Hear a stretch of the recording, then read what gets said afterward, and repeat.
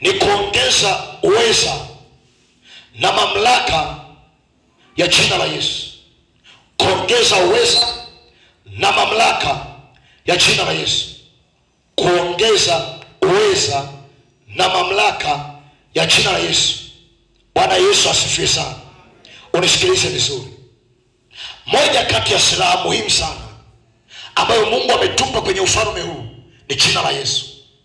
Kila wakati unapotumia jina la Yesu, nyuma ya jina la Yesu uweza wa Kristo na mamlaka ya Kristo inaachilia ili kuliheshimisha jina lake. Na tunaomba kwa jina la Yesu.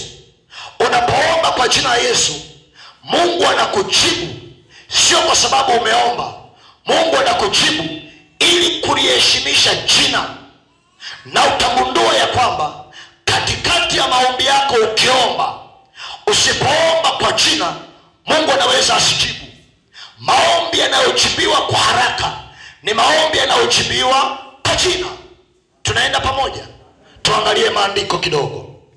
Angalia kitabu cha Yohana. Yohana ile sura ya 14. Yohana sura ya 14 mstari wa 12. Yohana 14 mstari wa 12 mpaka 14. Biblia inasema, amini amini nawaambia, yeye aniaminie mimi, na kazi nizifanyazo mimi yeye naye atazifanya, naam, kubwa kuliko hizo atafanya, kwa kuwa mimi naenda kwa Baba. Nanyi mkiniomba lolote kwa jina langu, hilo nitalifanya, ili Baba yangu atukuzwe ndani ya Mwana. Narudia mstari wa 13. Ninyi mkiniomba lolote kwa jina langu, hilo nitalifanya, ili Baba yangu atukuzwe ndani ya Mwana. Bwana Yesu asifiwe. Sasa unisikilize vizuri. Mungu anawajibika kujibu maombi ambayo tumeomba kwa jina.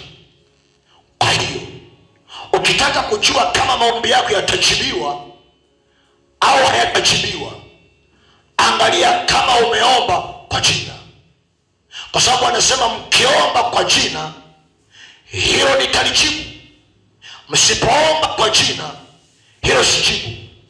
Kwa hiyo Mungu yuko committed kujibu maombi ambayo yanaombwa kwa jina.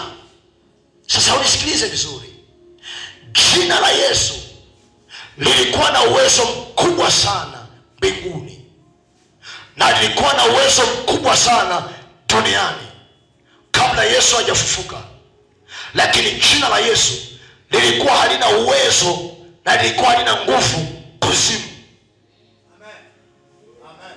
Kwa hiyo ilikuwa ni muhimu Yesu aende kuzimu akapigane na ufalme wa giza na kushinda, ili sisi wa zamani hizi tunaposimama na kulitumia jina la Yesu dhidi ya nguvu za giza na ufalme wa giza tuweze kupata matokeo.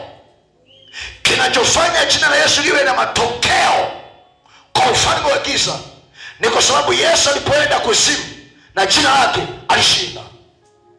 Ngoja nikutazamishe maandiko. Wafilipi sura ya 2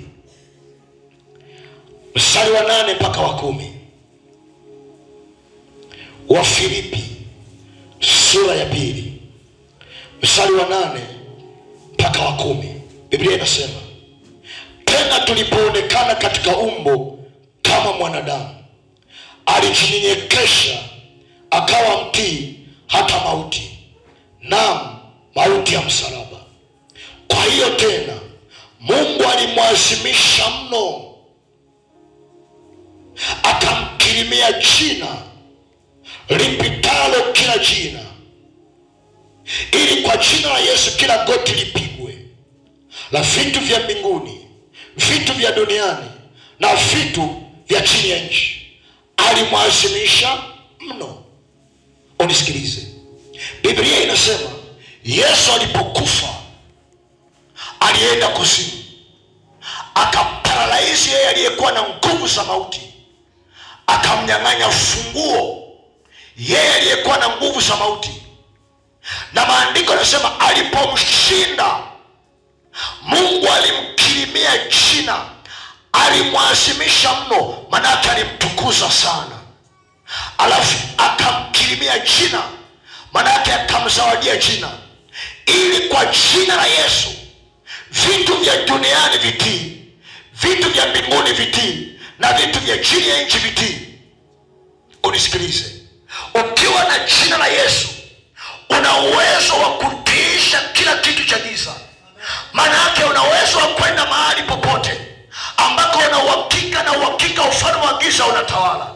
Ukisimama kwa ufahamu huu na ukalitamka jina la Yesu, jina la Yesu litanyamazisha kabisa, na ufalme wa giza utakuachia. Kuna mahali unaweza ukajikuta kwenye maisha umezungukwa na watu wa giza, labda ni machifu, labda ni waganga, labda ni wachawi, na hakuna mahali pa kwenda. Nataka nikwambie jioni ya leo, msaada wa karibu ulio nao ni jina la Yesu. Anza kuliitia jina la Yesu, anza kuliitia jina la Yesu. Unapoliitia jina la Yesu, ule uwezo wa Kristo na zile nguvu za Kristo zitatoka na zitakupigania na zitakushindia kwa jina la Yesu aliye hai.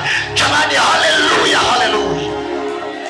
Biblia inasema alimwasimisha mno, akamkirimia jina, ili kwa jina lake vitu vya kuzimu viweze